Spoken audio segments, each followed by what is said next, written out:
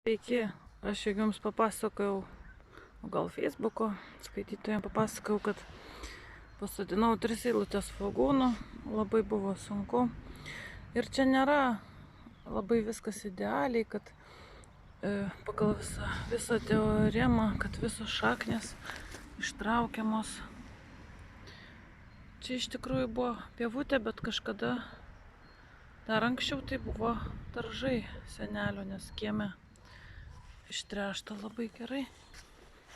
Ir iš pievutės vėl padaryti daržą yra sunku, tai aš panaudojau suverstinio daržo technologiją. Ten yra tos pakeltos lysvės, o suverstinis daržas tai yra tu priverti. Čia maišė išdygo, priverti visokiausių visko, net ir pjuvenų.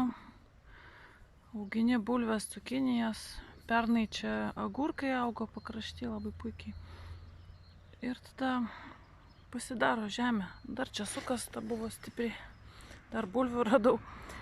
Tai va, aš noriu visus paskatinti auginti, nebūtina plantacijos, pavyzdžiui, svogūnų. Čia irgi labai daug, bet čia tik tai pusė, ko aš pirkau, nes aš apsidžiaugiau, nes mūsų Maksimai beveik nieko nebūna niekada, ko reikia.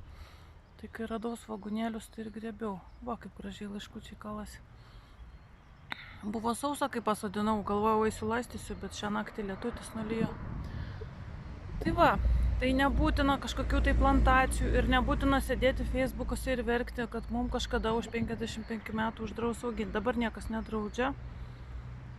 Dabar net mieste, kur nors, kaip kiniečiai palei pamatą, jie kopūstą kokį pasisodina.